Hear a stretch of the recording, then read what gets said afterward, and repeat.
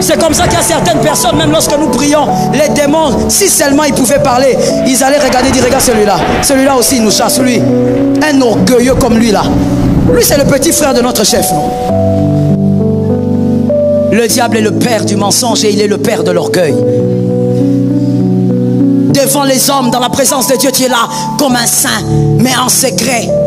Le mal t'a déjà vaincu. Le mal t'a déjà dompté. Même les démons se moquent quand on prie sur toi et disent regarde, ça c'est notre esclave ça. Nous le griblons comme nous voulons. Que ça ne soit pas ta part ce matin. Que tu sortes de cette vie au nom de Jésus. On chasse les démons, on chasse les esprits impurs par le nom de Jésus. On se maintient dans les hauteurs par le Saint-Esprit. Est-ce que quelqu'un m'a compris? C'est le Saint-Esprit qui te permet de rester dans les hauteurs, là où le diable ne pourra pas te gribler comme il veut. Voilà pourquoi tu peux chasser les démons au nom de Jésus. Ils t'obéissent. Mais dans ta vie privée aussi, tu es capable de vaincre l'impudicité. Tu es capable de vaincre l'adultère. Donne-moi un amen. Tu es capable de vaincre la masturbation. Pourquoi? Parce que ce que tu fais en public donne les mêmes résultats en privé. Il y a des gens qui chassent les démons en public, mais en privé vous dînez avec les mêmes démons. En public tu chasses les démons. On déclare ici, déclare le feu, tu déclares. Et des fois même les démons t'obéissent parce qu'il y a le feu, l'onction de l'assemblée. Mais en secret, c'est toi le plus grand impudique. En secret, c'est toi le plus grand adultère. En secret, c'est toi qui fais des choses horribles. En réalité donc, les démons que tu chasses en public, tu dînes avec eux en secret. Ne dîne pas avec les démons que tu chasses en public. Comme tu les chasses par le nom de Jésus, qu'en secret le Saint-Esprit te donne la force de te maintenir dans les hauteurs. Eh bon, rien ne doit te nuire. Qui est celui qui veut te nuire? Il vient d'où? Il a commencé où? Il est né où? Il ne peut pas te nuire, car il t'a donné le pouvoir. Celui qui t'a donné le pouvoir, c'est celui qui a créé le démon. J'aime ta foi. Celui qui t'a donné le pouvoir, ce n'est pas un caporal. Celui qui t'a donné le pouvoir n'est pas un général. Non, général c'est Michel. Lui il n'est pas un général. Celui qui a donné le pouvoir, c'est le roi. Il dit prends le pouvoir, marche sur ces choses-là. Et rien, ni la magie blanche, ni la magie noire, sorcellerie de ta famille, rien du tout ne pourra te nuire. Tu fais le cauchemar, tu te réveilles, tu dis cauchemar, tu es en train de blaguer. Moi là, rien ne peut. Que quelqu'un dise à un frère qui est connecté, j'ai la garantie de la victoire. Et le sang, c'est-à-dire nous n'avons pas à lutter contre les humains, mais contre les dominations. Que quelqu'un me dise domination. Contre les autorités. Que quelqu'un me dise autorité. Contre les esprits méchants dans les lieux célestes. Voici notre lutte. Quand on dit combat spirituel, c'est ça. Quand on dit combat spirituel, ce n'est pas d'aller avoir un radar mystique là où tu vas commencer à localiser tous les oncles sorciers. Non, le combat spirituel, c'est un combat focalisé sur les esprits. Parce qu'en réalité, le vrai ennemi, c'est le diable et ses acolytes. Et quand je parle d'acolytes, je parle d'abord des esprits. Voilà pourquoi une mère qui malheureusement retrouve son enfant sorcier ne va pas aller brûler l'enfant. Va chercher la délivrance de l'enfant, parce que ce n'est pas l'enfant le problème c'est l'esprit. Je veux que quelqu'un me dise le problème c'est l'esprit. Non, tu as parlé avec mon laisse, parle avec autorité et dis-moi le problème c'est l'esprit. C'est cet esprit-là qu'il faut sortir absolument de l'enfant. C'est cet esprit-là qui est ton ennemi jusqu'à l'éternité. Même quand tu iras au ciel, le diable restera ton ennemi. Est-ce que quelqu'un m'entend ou m'entend pas ici? Même quand tu iras au ciel, les démons resteront ton ennemi. Les démons resteront tes ennemis. Pourquoi? Ce sont des ennemis éternels. Ils sont des ennemis. Nous avons à lutter contre les esprits, les dominations, les autorités dans les lieux célestes. Et que Dieu te donne. Ribostai. Tu as les enfants que Dieu te donne. Tu ne divorces pas parce que tu manques d'enfants. Non. Parce que pour toi, tu ne t'es pas d'abord marié pour les enfants. Tu t'es marié par amour. Si vous voulez avoir... Rima, je parle ou je laisse? Je commence déjà à te déranger? Mais je n'ai même pas encore commencé. Je n'ai même pas encore commencé à te titiller. Je disais donc, si tu veux te marier pour exclusivement avoir d'enfants, ne te marie pas, va adopter les enfants. Aujourd'hui, on peut adopter les enfants. Tu n'as pas besoin de te marier pour ça. Tu n'as pas besoin d'une matrice pour avoir des enfants. Va adopter les enfants. On se marie par amour. Ainsi, quand les enfants viennent, on dit gloire à Dieu. Parce que c'est Jésus qui est le Seigneur, c'est lui qui donne les enfants.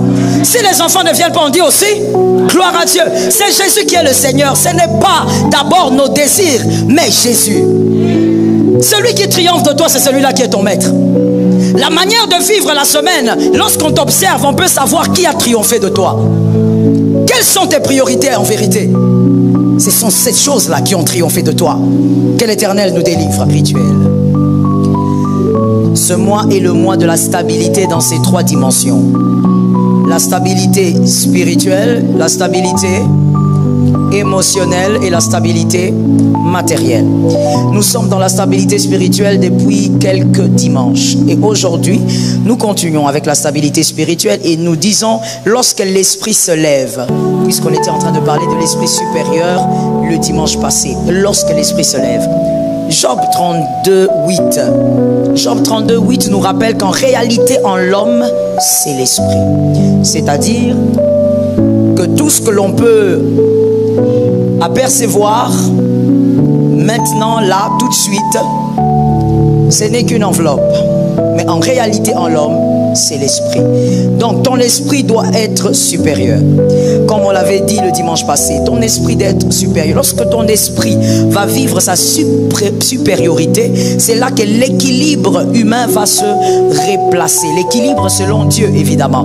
L'équilibre selon Dieu, c'est que l'esprit doit être au-dessus du corps et de la chair et de l'âme. L'esprit doit être supérieur à l'âme et à la chair ou au corps. Éphésiens 2:3 nous rappelle une chose importante. J'espère que tu notes. Éphésiens 2:3 nous rappelle une chose importante. Nous dit que nous étions autrefois dépendants de la convoitise de la chair, mais par la grâce de Dieu, nous sommes libérés. Et donc, nous ne sommes plus esclaves de la chair. Ne sois jamais esclave de la chair. Que le Saint-Esprit te donne toujours l'autorité et la force. Et voilà pourquoi donc dans 2 Pierre 2:19, 2 Pierre 2:19, 2 Pierre 2:19, je lis la parole. 2 Pierre 2:19 dit ceci. Il leur promettait la liberté quand ils sont eux-mêmes esclaves de la corruption. Car chacun est esclave de ce qui triomphe de lui. Je reprends la parole. Il leur promettait la liberté quand ils sont eux-mêmes esclaves de la corruption. Car chacun est esclave de ce qui triomphe de lui. Amen. C'est une belle parole parce que cette parole nous rappelle que vous êtes esclaves seulement de celui qui triomphe de vous. Qui triomphe de toi? C'est ça la bonne question. Ne me donne pas seulement une phrase, ne me libère pas seulement un nom. Sois sûr que ce que tu as dit, c'est ça la vérité. Qui triomphe véritablement de toi? Celui qui triomphe de toi, c'est celui qui est ton maître. Si c'est l'argent qui triomphe de toi, c'est l'argent ton maître. Voilà pourquoi toi tu ne respectes que les gens qui ont de l'argent. Parce qu'en réalité, c'est l'argent qui triomphe de toi. Toi, pour toi, celui qui a l'argent, c'est celui qu'il faut honorer. Et donc, tu ne vas respecter que ceux qui ont l'argent. Et ton maître donc est l'argent. Qu'est-ce qui triomphe de toi? Si c'est le matériel qui triomphe de toi, tu ne respecteras que les personnes qui sont très stables matériellement. Parce que pour toi, un homme devient important quand il a le matériel. Alors ton roi à toi, alors que tu es venu à l'église, mais en réalité ton roi c'est pas Jésus, ton roi c'est le matériel. Qui triomphe de toi en réalité? Est-ce le mariage? Pour le mariage, il y a les hommes, il y a les femmes qui sont prêts à aller en enfer. Ce qui compte, c'est d'être marié. Même si on va se marier avec un marabout, même si on va se marier avec un sorcier, peu importe. Même si on se marie avec quelqu'un qui va t'éloigner de Dieu, c'est pas grave. Et il y a un langage bizarre que certaines personnes disent. De toutes les manières, nous sommes tous enfants de Dieu. Mon frère, voici la correction. Voici ce qu'il faut retenir pour la vie. Nous ne sommes pas tous enfants de Dieu. Nous sommes tous créatures de Dieu. Mais les enfants de Dieu sont sélectionnés. Est-ce que quelqu'un m'a entendu? Ces amens sont lépreux. Donne-moi un amen. Nous ne sommes pas tous enfants de Dieu. Non, nous sommes pas tous. Nous sommes tous créatures, mais les enfants de Dieu, ça dépend de la conversion. Tu ne peux pas épouser n'importe qui simplement parce que tu veux te caser. Mais il y a des gens qui viennent à l'église, ils disent Jésus est mon Seigneur. Non, il n'est pas ton Seigneur. Ton Seigneur, c'est le mariage. Pour le mariage, tu es prêt à tout. Pour le mariage, tu es prêt à abandonner ta famille. Tu es prêt à tout. Qui est ton Seigneur? Celui qui triomphe de toi est ton maître. Voilà pourquoi Jésus n'est pas seulement notre sauveur. Il est notre Seigneur. Quand il est Seigneur, c'est lui qui triomphe de toi. C'est Jésus qui te dit d'habiter là où tu habites. Ce n'est pas le confort, c'est Jésus. J'ai besoin des amens. Ce n'est pas le confort, c'est Jésus. Ce n'est pas comme Lot. Non, moi j'irai là-bas parce qu'il y a la verdure. Non, tu n'es pas Lot, tu es de la race d'Abraham. Abraham, pourquoi il a dit à Lot choisis? Parce que Abraham s'est dit, je ne veux pas demander à l'Éternel maintenant. Mais si Lot choisit à gauche, c'est que Dieu, tu veux que j'aille à droite. C'est-à-dire que pour toi, ton Seigneur c'est Dieu. Tu habites là où Dieu veut que tu habites. Tu vis là où Dieu veut que tu vives. Tu as le travail que Dieu te donne. Ribostai. Tu as les enfants que Dieu te donne. Tu ne divorces pas parce que tu manques d'enfants. Non. Parce que pour toi, tu ne t'es pas d'abord marié pour les enfants. Tu t'es marié par amour.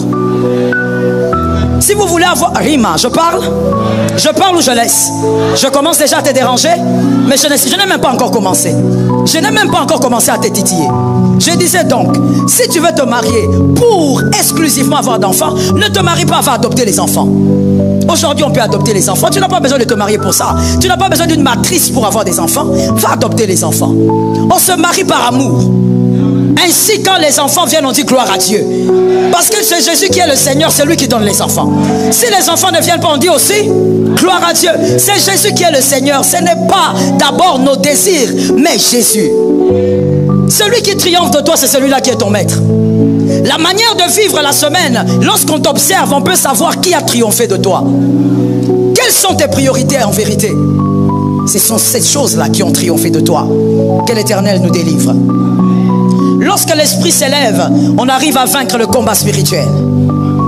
Au nom de Jésus, tu vas vaincre le combat spirituel. Il y a quelqu'un qui me regarde, qui ne donne pas un amen parce qu'il ne comprend pas ce que c'est le combat spirituel. Alors on va lire. L'apôtre Paul a résumé ça. Éphésiens 6, 12. L'apôtre Paul a bien résumé ça. Si tu n'as pas encore lu ce verset-là, ça sera facile pour toi de lire et de comprendre. Éphésiens 6, 12. La Bible dit, car nous n'avons pas à lutter contre la chair et le sang. Ton adversaire, ce n'est pas la tante là ou l'oncle, la sorcier. Nous n'avons pas à lutter contre la chair et le sang. C'est-à-dire, nous n'avons pas à lutter contre les humains. Mais contre les dominations, que quelqu'un me dise domination. Contre les autorités, que quelqu'un me dise autorité. Contre les esprits méchants dans les lieux célestes. Voici notre lutte. Quand on dit combat spirituel, c'est ça. Quand on dit combat spirituel, ce n'est pas d'aller avoir un radar mystique là où tu vas commencer à localiser tous les oncles sorciers. Non, le combat spirituel, c'est un combat focalisé sur les esprits. Parce qu'en réalité, le vrai ennemi, c'est le diable et ses acolytes. Et quand je parle d'acolytes, je parle d'abord des esprits. Voilà pourquoi une mère qui malheureusement retrouve son enfant sorcier ne va pas aller brûler l'enfant. Va chercher la délivrance de l'enfant parce que ce n'est pas l'enfant le problème c'est l'esprit. Je veux que quelqu'un me dise le problème c'est l'esprit. Non, tu as parlé avec mon laisse, parle avec autorité et dis-moi le problème c'est l'esprit. C'est cet esprit-là qu'il faut sortir absolument de l'enfant. C'est cet esprit-là qui est ton ennemi jusqu'à l'éternité. Même quand tu iras au ciel, le diable restera ton ennemi. Est-ce que quelqu'un m'entend ou m'entend pas ici? Même quand tu iras au ciel, les démons resteront ton ennemi. Les démons resteront tes ennemis. Pourquoi? Ce sont des ennemis éternels. Ils sont des ennemis. Nous avons à lutter contre les esprits, les dominations, les autorités dans les lieux célestes. Voici le vrai combat spirituel. Et donc, si nous devons avoir un esprit qui s'élève, c'est pour d'abord vaincre le combat. Tu dois vaincre tous ces esprits impurs qui sont à ta poursuite. Ah, comme tu l'as dit, ça tombe sur ta maison. Tu dois vaincre toutes ces puissances qui sont à ta poursuite. Est-ce que quelqu'un m'a entendu? Tu sais, des fois, au lieu de te focaliser sur les ennemis physiques qui ne m'aiment pas, qui veut ceci, qui veut cela, mon frère, tes ennemis spirituels sont plus nombreux que ces gens-là. Toi, tu te focalises sur les 4 personnes là qui te critiquent. Tes ennemis maléfiques, c'est-à-dire les démons, ils sont tellement nombreux. Si tu savais, tu n'allais pas te focaliser sur les hommes. Le combat est ailleurs. Que quelqu'un me dise le combat est ailleurs. Mais voici maintenant, par Christ, nous avons l'assurance de la victoire. Ça tombe sur moi-même. Par Christ, nous avons l'assurance de vaincre le monde des ténèbres. Je n'ai pas dit de vaincre les démons, j'ai dit de vaincre le monde des ténèbres. Par Christ, nous avons l'assurance d'aller au-delà de tout ce que le diable nous présente. Tu vis dans la victoire et tu vas savourer la victoire. Ça tombe sur toi-même. 1 Corinthiens 15, 57. 1 Corinthiens 15, 57. Dit ceci, mais grâce soit rendue à Dieu. Que quelqu'un me dise, grâce soit rendue à Dieu. Ah, tu écoutes la parole comme si tu n'étais pas un élu. Quand tu es un élu, il faut écouter la parole en sachant que c'est à toi qu'on s'adresse. Grâce soit rendue à Dieu, qui donne la victoire par notre Seigneur Jésus-Christ. Christ donne la victoire. Tu as la victoire. Tu as la victoire avec toi et tu marches dans la victoire. En réalité, tu es déjà victorieux. Que quelqu'un me dise, le combat est déjà terminé. Tout ce qui est en train de se vivre, c'est en différé. Voilà pourquoi Jésus peut dire tout est accompli, c'est-à-dire qu'en réalité, j'ai déjà terminé le combat. Petit, il faut aller seulement donner des coups et savourer la victoire. Je répète encore, tu es le petit de Jésus, va donner le coup au démon et savoure la victoire. Voici pourquoi Jésus étant un grand maître dit en amont dans Luc 10, 19. Quand je dis en amont, je parle de lui, sa mort et sa résurrection. Avant même sa mort, il dit, je vous ai donné le pouvoir. Mais tu n'es pas encore mort. Le combat n'a pas encore commencé. En amont, il dit, je vous ai donné le pouvoir. Marchez sur les serpents. Ça tombe sur toi. Marchez sur les scorpions. Tu sais, pendant que je parle, si tu savais seulement ce que le diable préparait contre toi, tu allais donner des amens sérieusement. C'est parce que tu crois que ta vie est stable comme la chaise là. Au nom de Jésus, par la foi, oui, ta vie est stable comme cette chaise. Mais si seulement tu savais ce que le diable préparait contre toi. Avant le coucher du soleil, il prépare des choses contre toi. Mais je suis en train de dire, marche sur le serpent. Marche sur le scorpion. Marche sur la puissance de l'ennemi. Et rien ne doit, très bon, rien ne doit te nuire. Qui est celui qui veut te nuire? Il vient d'où? Il a commencé où? Il est né où? Il ne peut pas te nuire, car il t'a donné le pouvoir. Celui qui t'a donné le pouvoir, c'est celui qui a créé le démon. J'aime ta foi. Celui qui t'a donné le pouvoir, ce n'est pas un caporal. Celui qui a donné le pouvoir n'est pas un général. Non, général, c'est Michel. Lui, il n'est pas un général. Celui qui a donné le pouvoir, c'est le roi. Il dit, prends le pouvoir. Marche sur ces choses-là. Et rien, ni la magie blanche, ni la magie noire, sorcellerie de ta famille, rien du tout ne pourra te nuire. Tu fais le cauchemar, tu te réveilles, tu dis, cauchemar, tu es en train de blaguer. Moi là, rien ne peut. Que quelqu'un dise à un frère qui est connecté, j'ai la garantie de la victoire. Dans le culte, il faut toujours localiser les gens des fois. Évite un peu les gens façon. Dis à quelqu'un d'autre, j'ai la garantie de la victoire. Même quand nous déclarons au nom de Jésus, nous déclarons parce que nous avons la garantie de la victoire. Rien ne peut te nuire. Pourquoi la maladie te dérange jusqu'à ce point-là? Regarde la maladie et rappelle-toi de qui t'a donné le pouvoir. Dis à la maladie, c'est la dernière fois. Cette année, je ne peux pas encore tomber malade. Je refuse que tu viennes ici. Ah, ça tombe sur ta maison. Que quelqu'un me dise, rien ne peut me nuire. Non, rien ne doit te nuire. Et voici la beauté de l'évangile, c'est que la parole que Christ avait libérée a été amplifiée par le Saint-Esprit. C'est par le Saint-Esprit que tu chasses les démons.